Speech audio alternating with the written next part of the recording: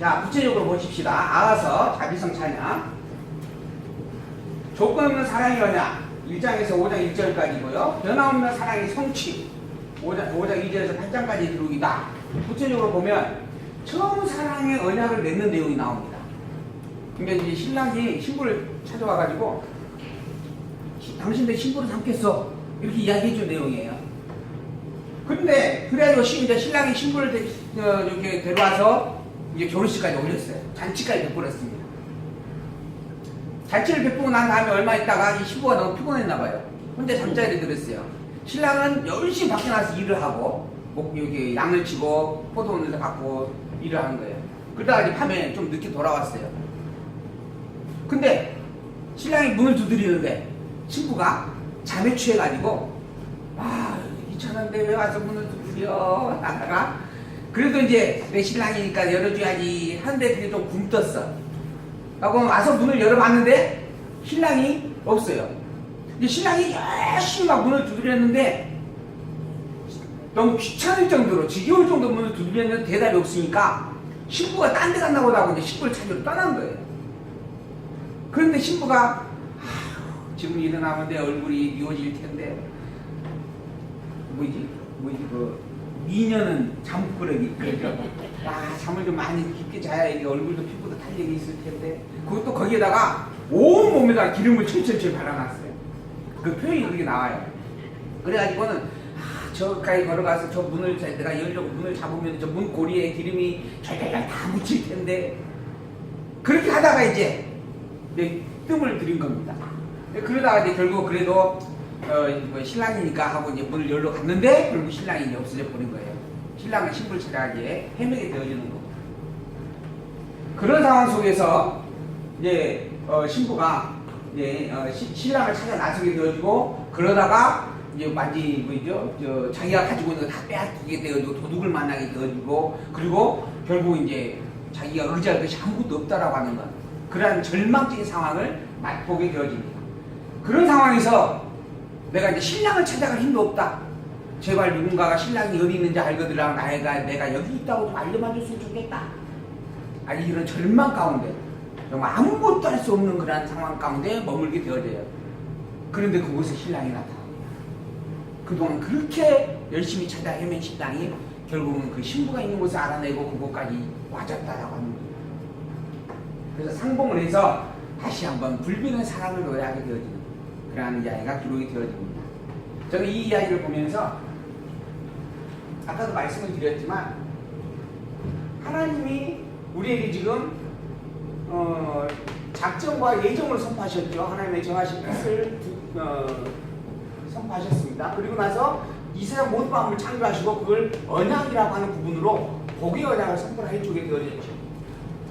그런데 인간이 타락하게 되어졌고 범죄 속에 갇혀 있게 되어졌습니다.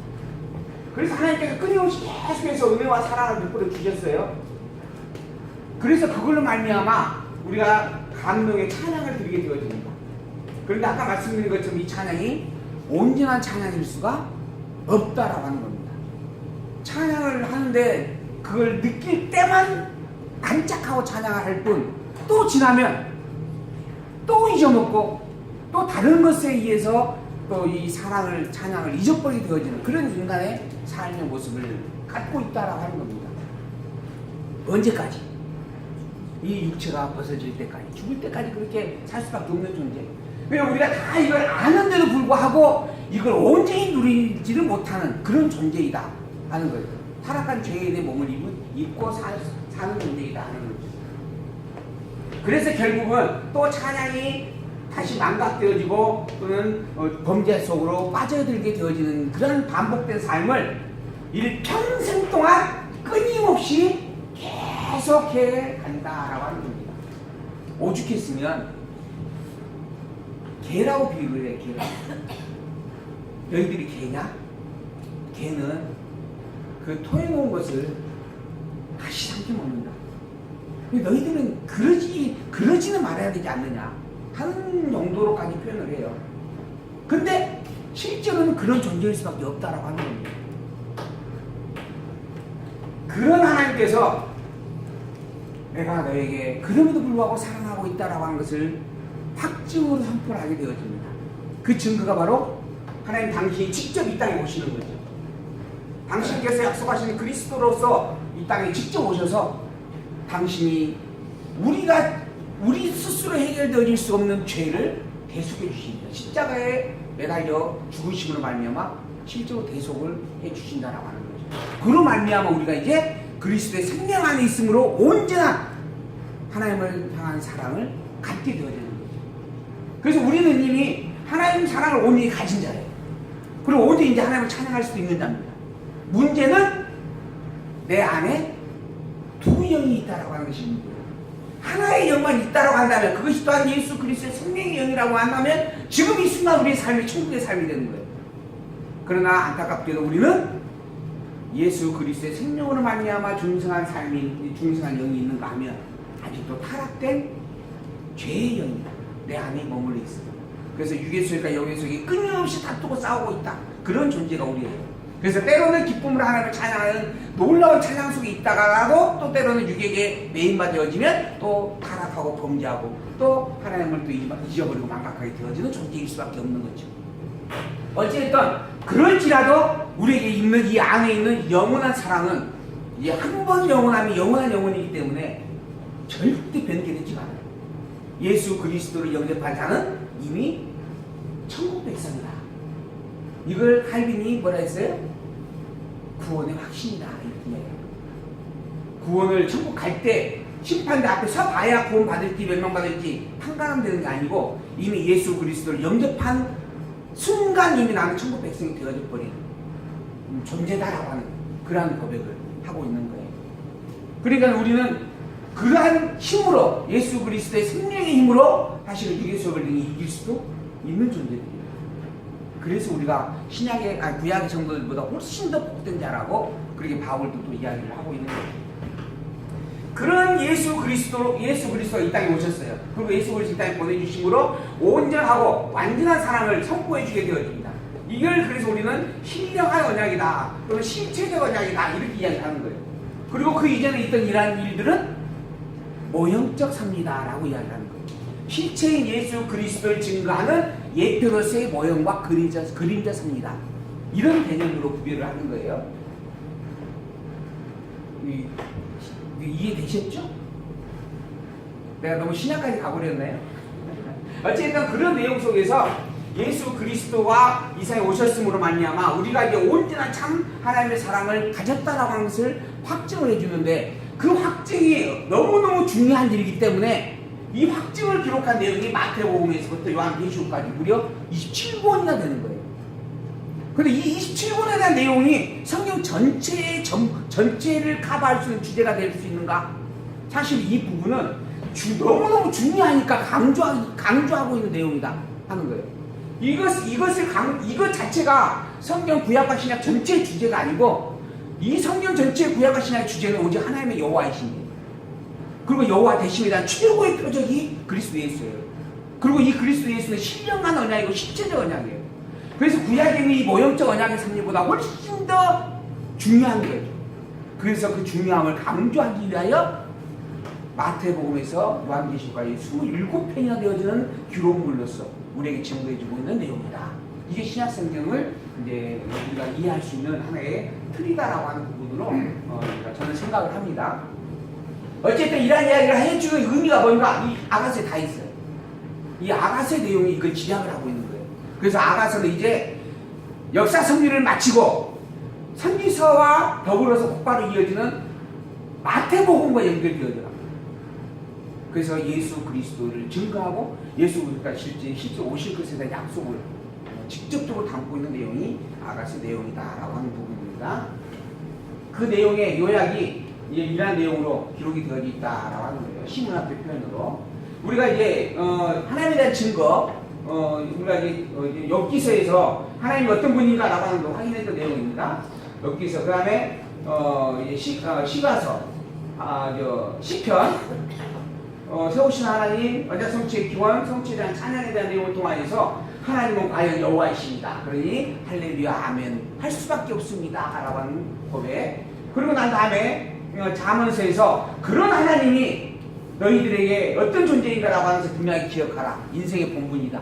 여호와를 아는 것이 지혜요, 여호와를 기억하는 것이 명철이다. 거룩한 자를 아는 것이 명철이다. 그러니 너의 행사를 여호와께 맡기라. 그러면 너의 경영이 이루리라. 여호와께서 온갖 것을 그 힘을 적당히 지으셨나니 악인과 악한 자를 적당히 하셨다. 이 세상에 있는 모든 것들이 다 하나님께서 정하셨고 직접 주관하여 있게 하신 일들이다. 좋은 일이든 나쁜 일이든 다 그렇다. 그러니 너는 좋은 일이냐 나쁜 일이냐를 따지지 말고 뭘 따져라? 그 일을 이루고 계시는 여호와 되신 하나님을 따져라는 거예요. 그 일을 누가 이루고 있는가? 그 일을 누가 정하셨는가? 그 일의 주인이 누구인가? 이걸 따지라는 거예요. 근데 우리는 그러지 않죠. 왜 이런 일이 내게 있을까? 이런 일은 또 어떻게 해야 되는가? 이런 부분에 있어서 일 자체를 따지는 경우가 너무 많습니다. 이러면 안 되는데? 저러면 안 되는데? 사실 저도 그런 성향이 참 많았어요. 저도 참 포지식한 성격이 좀 있어요. 지금은 그나마 좀 제가 말씀을 통해서 많이 정리하고 정돈해가고 있는 부분들이지만은 과거에 한번 제가 옳다라고 하는 기준이 세워지면은 그거에서 벗어나는 것을 용납을 못했어요. 그런 고지식함이 있었습니다. 근데 그게 사실은 나의 기준이에요. 내 삶의 기준이고 내 생각의 가치관의 기준점이었던 거죠. 근데 성경을 통해서 하나님을 기준에 놓고 보면 그게 옳진 않아요. 그래서 그게 합당치 않는 거구나. 그게 과정 속에서의 내 삶의 일부분인 것이지 내 삶의 전부일 수도 없고 또 더불어 그게 본질도 아니구나. 본질은 뭔가? 하나님이 그 일의 주인이시다라고 하는 거. 나로 하여금 지금 이 일을 있게 하시니 이 일을 겪게 하시니 하나님이다라고 하는 것. 그리고 그 하나님이 바로 모든 것을 이미 작정 예정하셨고 다스리고 주관하시는 주인이다라고 하는 것을 알고 시인하고 그걸 인정하며 사는 삶. 이것 하나님 경외하는 일이다. 요걸 위하여 이한 일들을 내게 있게 하셨구나 라고 하는 걸 깨닫게 됩니다. 그래서 망하게 하시면 망한 대로 좋고 흥하게 하시면 흥한 대로 좋고 부자로 살게 하시면 부자로 살아서 좋고 가난하게 살게 하시면 거기서 조금 더 오셔야 된다니까. 가난하게 살게 하시면 좋고 그렇게까지 가져야 된다. 누가 고백했어요? 이 집사님을 고백을 하고 있는 거고 사도 바울이 고백했죠. 또 솔로몬도 그렇게 고백했죠. 나를 가난하게 마옵시고 부하게 마옵시고. 근데 거기보다 한층 더 나가서 사도 바울은 가난한 것도 족하고 부함이 있게 하신 것도 족하게 해서 자기는 이제 여긴다 하는 고백까지. 어떻게 보면 솔로몬보다 사도 바울이 더 나은 것 같아요. 선생님 같은 경우는 다 줬잖아요. 경험을 이게 다 줬기 때문에 그런 고백을 할 수 있겠네. 가난하기도 마시고 부하기도 마시고 적당히 줬습니다 이런 이야기. 근데 이제 한층 더 나아가서 사도 바울은 가난하게 하시면 가난하게 살 것이고 부하게 하시면 부하게 살 것입니다. 가난함도 족한 줄 알고 부함도 족함을 알고 살겠습니다. 나에게 예쁜 하나님을 주신 것도 고맙게 여기고 살고 나에게 개박한 하나님을 주셨어도 그런 줄 알고 고맙게 여기며 살겠습니다. 아닌 것 같아요. 어쨌든 그런 정도까지 이제 성경 이야기를 하고 있는 내용이에요. 그런 내용입니다. 그게 바로 이 잠언서의 교훈이에요. 모든 것들의 주인이 하나님이시만 아는 것. 그래서 여호와를 아는 것이 지식의 근본이고 미련하지 않은 그의 지혜와 온기를 멸시하는데 여호와를 아는 그것이 지혜의 근본 또한 명철이다라고 다시 한번 분명하게 여호와를 안다라고 하는 것. 하나님을 여호와신 하나님을 깨닫고 기억하고 인정하고 산다라고 하는 것. 그게 삶의 진정한 참 목적이고 의미이다. 그래서 이 마음을 다하여 여호와를 의뢰하라. 범사에 그를 인정하라. 채찍으로 가르치라. 라고까지 당부하였던 내용이 잠언서 내용입니다. 그리고 전도서 헛되고 헛되는 이 모든 것이 다 헛되다. 인간의 해아래 행하는 모든 일들이 다 허망하고 헛된 일들이다. 왜? 그게 본질이 아니니까. 본질은 뭐다? 영원하신 그 여호와 하나님을 아는 일이더라. 그러니 여호와 하나님을 알고 영원하심을 알고 영원하신 여호와 하나님의 승리로서 바라볼 줄 아는 게 참된 삶을 살아가는 의미가 되고 목적이 된다. 참된 삶을 살 수 있는 지혜와 명철이다. 그러니 젊은 시절에 젊은 청년들이여 너 어릴 때 즐거워하며 청년의 마음에 기뻐하는 것 원하는 것 해볼 수 있으면 해보아라. 그러나 하나님이 모든 일로 인하여 너를 심판한다라고 하는 것 기억하라. 모든 일들의 최종적 결론 하나님이 판단하시며 하나님의 결론을 지으신다라고 하는 거예요. 그러니 청년의 때 곧 권고한 날이 이르기 전 나는 아무 날이 없다라고 해가 가깝기 전 너의 창조주를 기억하라. 나는 이제 아무것도 할 능력이 없다 라고 하는 그 말을 할 때가 이르기 전에, 그러니까 아직 집사님도 지금 소망이 있는 겁니다. 아무것도 하지 못하는 것은 아니지 않습니까? 아직 내가 정말 아무것도 못하고 말도 못하고 정말 움직임도 없이 이렇게 누워있을 때가 아닌 이 상황, 그때가 오기 전에 뭘 기억하라? 창조주인 여호와를 기억하라. 그분 여전히 그걸 돌아간다 하면서 마지막 일의 결국을 다 들었으니, 이 모든 일들의 시작에서 끝에 대한 이야기를 너희가 다 들었으니 하나님을 경외하고 그 명령을 지킬지어다. 이것이 사람의 본분입니다. 하나님은 모든 행위와 모든 의미와 일을 선악간 판단하신다, 심판하신다. 그러니 인간의 본분으로서 참된 길을 가야 하는 겁니다. 그 참된 길은 뭔가? 여호와 하나님을 아는 것이지, 여호와 하나님을 인정하는 것입니다. 그래서 욥기, 시편, 잠언, 전도서까지 해서 하나님을 청종하라고 하는 말씀을 선포해 주었어요. 그런데 그럼에도 불구하고 깨닫지 못하는 백성들이 계속되어져 간다는 거죠. 그래서 하나님의 자비로우심, 너희들은 죄덩어리다, 어쩔 수 없다, 그래서 내가 다시는 물로 심판하지 않겠다. 똑같은 이야기입니다. 또 심판해 보았자 심판으로서 너희들이 바꿔지거나 끝날 일이 아니더라 하는 거죠. 그저 너희들은 죄덩어리다. 내가 마지막 끝판에 가서 마지막 불심판으로 마무리를 짓겠다. 그 이전에는 다시는 이러한 물심판 행하지 않겠다 하는 거죠. 그러나 하나님, 너희들은 죄덩어리다. 그러나 그럼에도 나는 절대 너희들을 버리지 않는다. 나는 너희들을 품어준다. 그러니 감사하고 감사할 수밖에 없는 그 일이 바로 여호와 하나님을 알고 경외하는 일이다. 하나님이 직접 대속을 이루어 주시기까지 하는 섭리예요. 그리고 그리스도로 이 땅에 오신 것을 약속해 주고 있는 말씀이 담겨져 있다. 이게 아가서의 의미와 목적이다 라고 하는 거예요.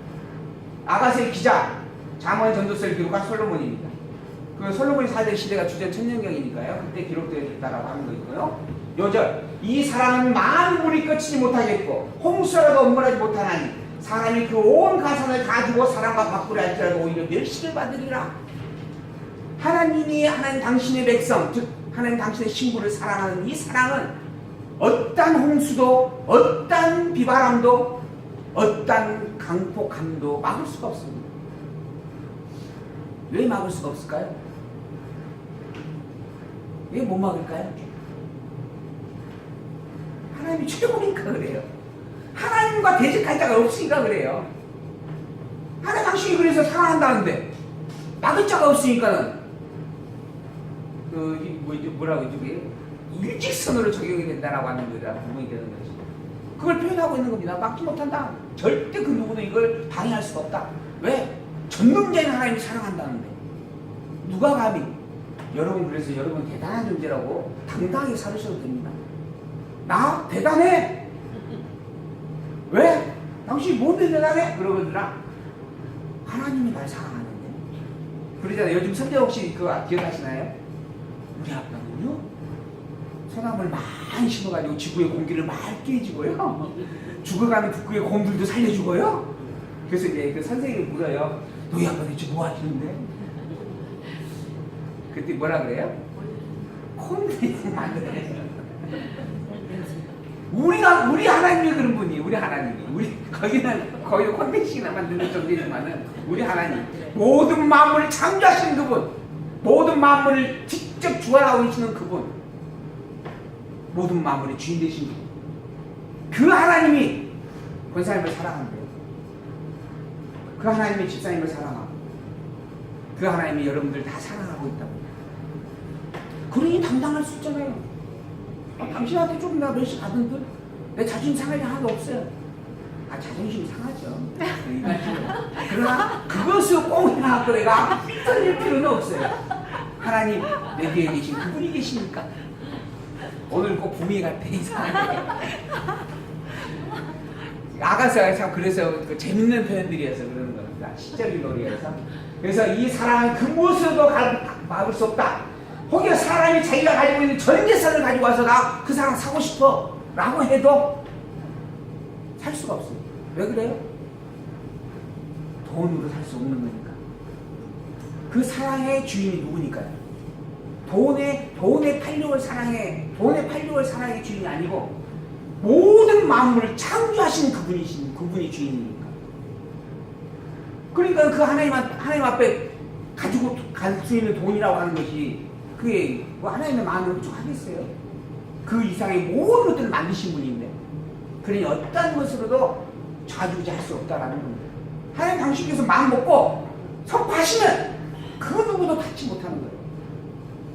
그런 존재로 우리는 지금 성도 이름을 가지고 있는 겁니다.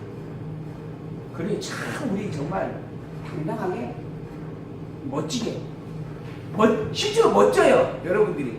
그러니까 멋지다라고 이렇게 뭐 억지로 부릴 것이 아니고 진짜 나 멋져 하고 멋지고 폼내고 살으셔야 됩니다. 그런 하나님, 그래서 자비로우신 하나님에 대한 증거의 말씀입니다.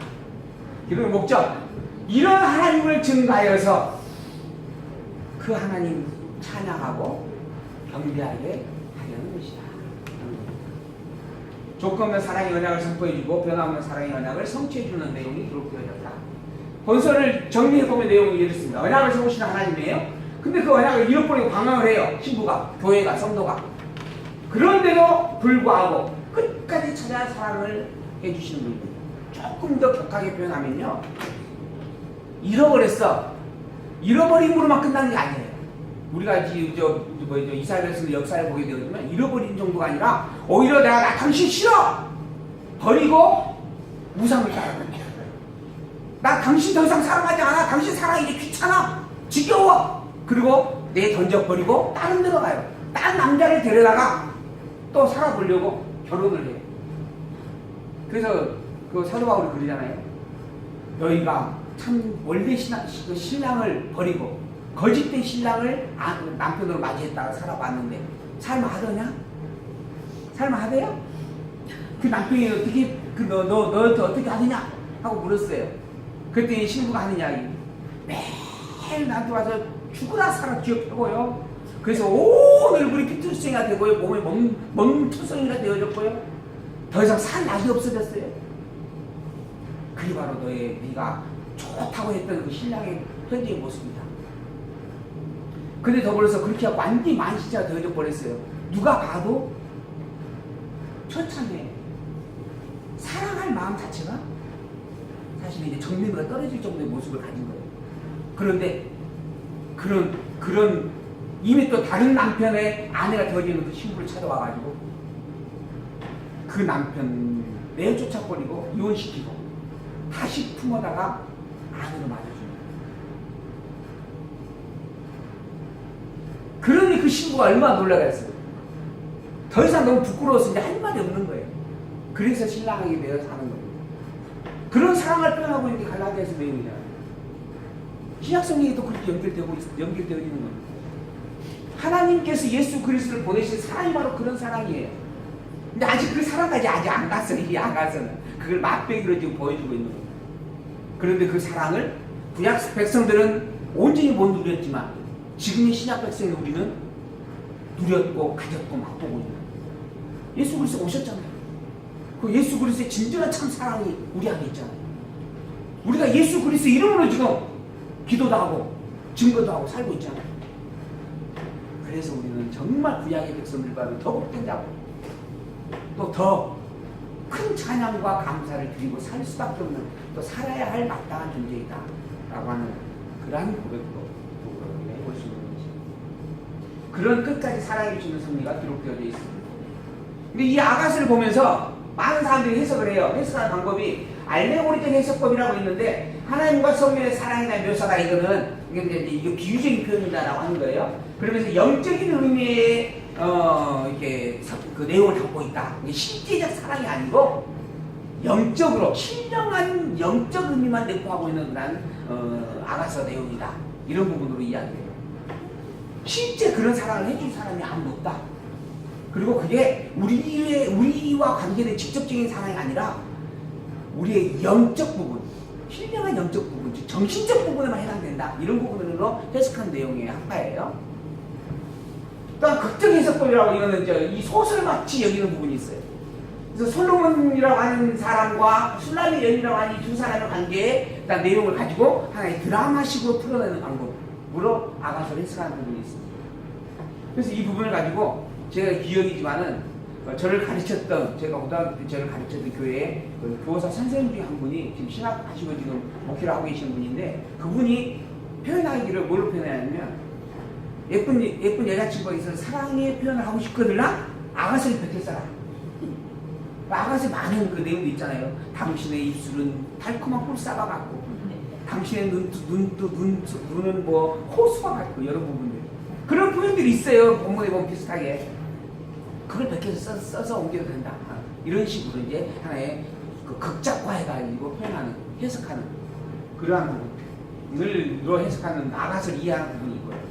상징적으로 그리스도와 성도의 사랑을 문자적 중심으로 이해하고 해석하려고 하는 부분이라 해서 상징적 해석법이라고 하는데, 이건 이제 역사적인 그 구약에 기록된 내용이지만 이건 역사적 사건이 아니다. 그냥 시문학적으로 시대를 초월해서 모든 시대에 그냥 표현되어질 수 있는 그런 하나의 감각적 의미의 내용이다. 이런 부분들.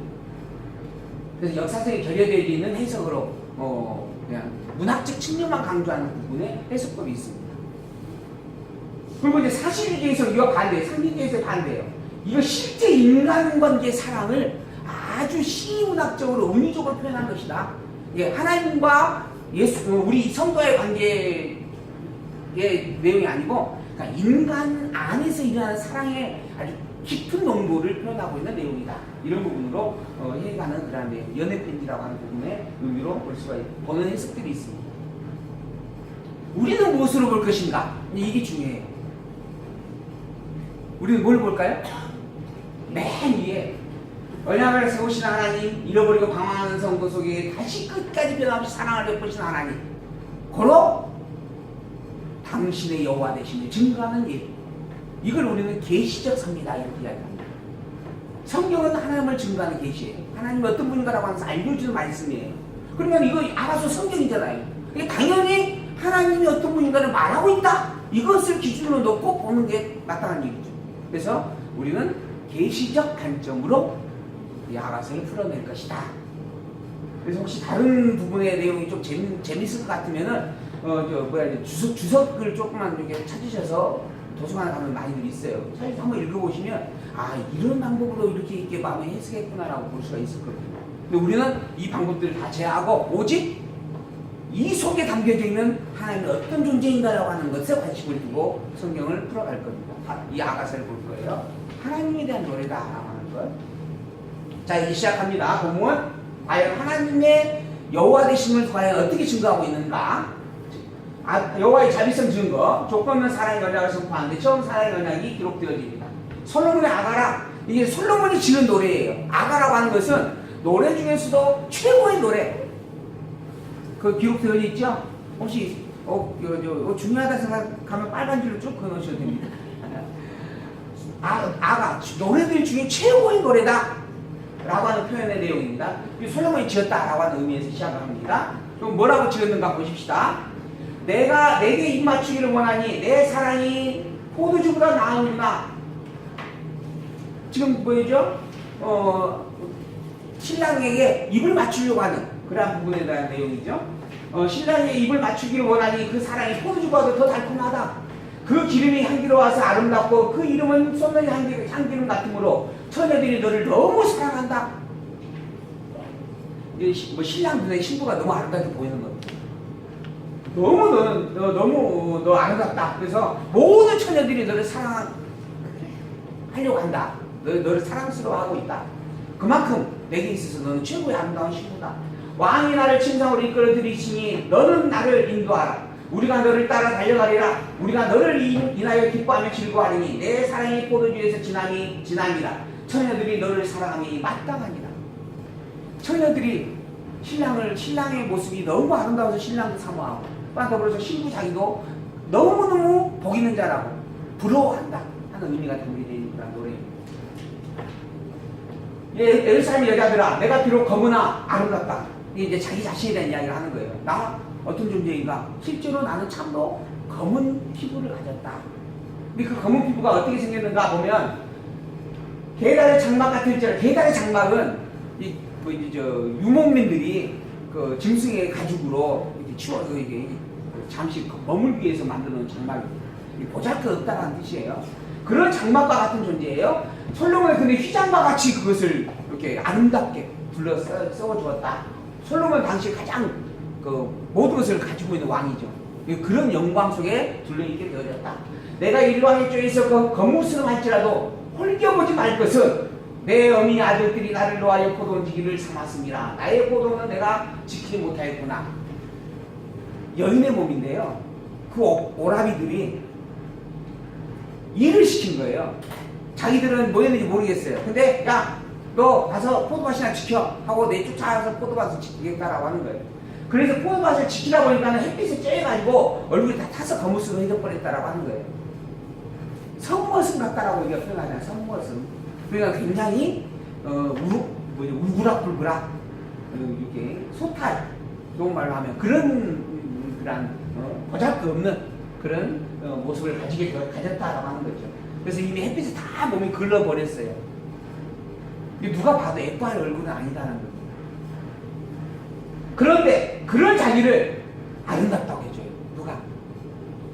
신랑이.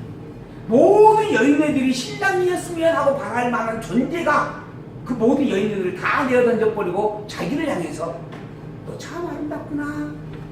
왜 그럴까요? 왜 그럴까요? 그렇죠. 제 눈에 안경에서 그런 겁니다. 콩깍지가 씌운 거예요. 누구에게? 이 거무잡잡한 여인에게. 근데 이 상황에서 여인이 내가 얼마나 예뻤으면 나한테 뿅 갔을까? 그러면 되겠어요? 이 여인은 스스로 자기 존재를 분명히 알고 있어요. 내가 어떤 존재인가, 죄 덩어리다라고 하는 것을 비유를 한 겁니다. 그런데 그런 자기를 사랑한다라고, 아름답다라고 이야기를 해주는 신랑이 있는 거예요. 그래서 내 마음에 사랑하는 자야, 너의 양떼 먹이는 것과 오정이 쉬는 것을 내게 구하라. 내가 내 동무에 있을 때 어찌 얼굴을 가리는 자같이 되랴. 여인 중에 어여쁜 자야, 내가 어찌 알지 못하겠거늘 양떼의 발자취를 따라 목자의 장벽에 있어서 너의 염소새끼를 먹일지니라. 그러니까 이 여인네가 묻습니다. 그 사랑하는, 나를 사랑한다라고 하는 그 당신의 머무는 자리가 어디에 있습니까? 당신의 목조지가 어디에 있습니까? 내가 그곳으로 가겠습니다. 그곳에 당신과 함께 가겠습니다. 그러니까 신랑이 하는 이야기, 혹여 그곳을 자세히 알지 못하겠거든 이 목자들 곁에 머물러 있어라. 내가 찾아오마. 내 사랑아, 내가 너를 바로의 병고와 중마에 비하였구나. 내 뒷뺨은 따은 머리털로, 내 목은 구슬깨미로 아름답구나. 우리가 너를 위하여 금사슬을 은을 박아 만들리라. 신랑이 이야기하는 거예요. 이 바로의 병거, 그 바로라고 하는 건 애굽을 가리키는 건데, 이 애굽의 군사력